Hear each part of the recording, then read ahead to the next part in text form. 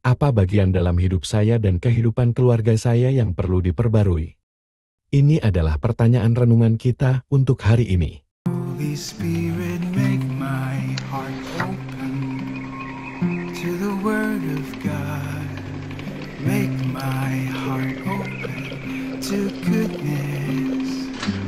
Make my heart open to the beauty of God every day.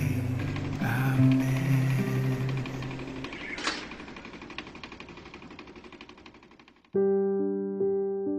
Apakah Anda tahu kisah Venerable Alfredo Oviar?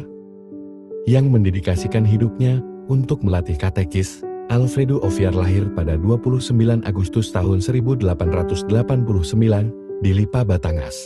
Ia kehilangan kedua orang tuanya saat dia masih kecil. Dia diadopsi oleh kerabatnya yang menanamkan dalam dirinya landasan iman yang kuat. Tertarik pada kehidupan pelayanan, ia mengejar kehidupan imamat dan ditahbiskan pada tahun 1990. Hal ini menandai awal dari komitmennya yang tak tergoyahkan untuk menyebarkan ajaran Kristus dan membimbing para calon pengajar iman.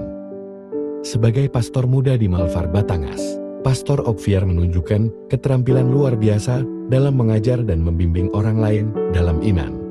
Dia mendirikan tempat di mana komunitas dapat memperdalam pemahaman mereka tentang ajaran gereja.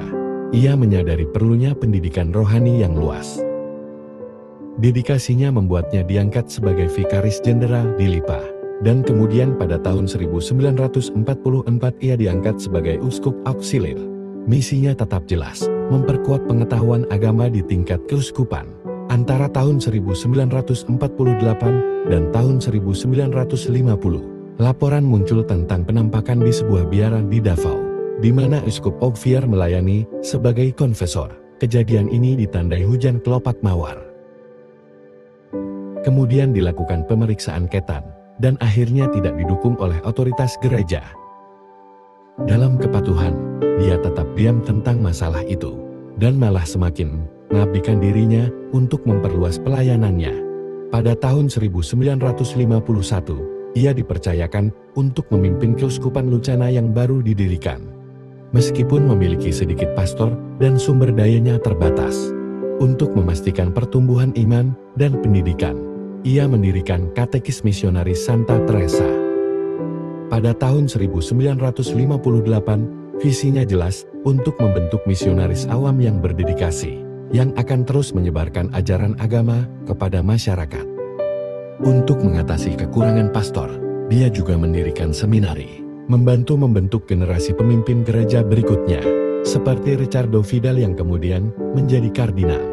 Bahkan di tahun-tahun terakhirnya, dia tetap teguh dalam pelayanannya, menginspirasi orang lain untuk mewartakan Injil dimanapun.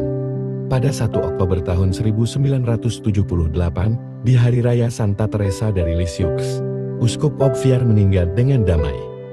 Warisannya tetap bertahan lewat para umat Katolik dan pastor yang ia bimbing, serta lewat institusi yang ia dirikan.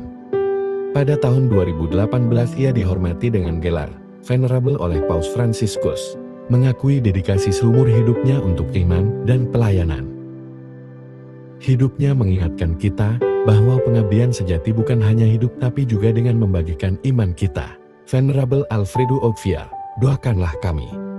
Bacaan Injil hari ini memanggil kita untuk bertobat dan menghasilkan buah yang baik. Yesus memperingatkan kita untuk tidak menganggap bahwa penderitaan hanya terjadi pada orang berdosa. Semua orang dipanggil untuk bertobat.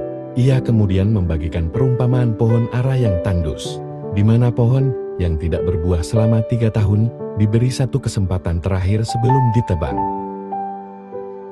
Hal ini mengingatkan kita bahwa Tuhan itu penyayang dan sabar, tapi Dia ingin kita menghasilkan buah yang baik dalam hidup kita. Sama seperti Yesus memanggil kita untuk pertobatan pribadi, keluarga juga harus mencari kesembuhan dan pembaharuan. Apakah ada konflik yang belum terselesaikan dalam keluarga kita? Apakah kita perlu meminta atau memberikan pengampunan? Apakah kita tumbuh bersama dalam iman? Atau apakah kita stagnan seperti pohon ara yang tandus? Apakah kita sabar dengan pertumbuhan masing-masing? Atau apakah kita mengharapkan kesempurnaan yang instan? Kebiasaan apa yang bisa kita mulai hari ini untuk membuat kehidupan keluarga kita lebih berpusat pada Kristus? Semoga kisah hidup Venerable Alfredo yang menginspirasi kita untuk hidup dengan iman, mengajari keluarga kita dan menumbuhkan cinta untuk Tuhan dan pelayanan kepada orang lain. Mari kita berdoa. Dalam nama Bapa dan Putera dan Roh Kudus. Amin. Tuhan Yesus, terima kasih karena telah mengasihi kami tanpa syarat. Terima kasih atas penderitaan-Mu wafat di atas kayu salib, atas kebangkitan dan kenaikan-Mu.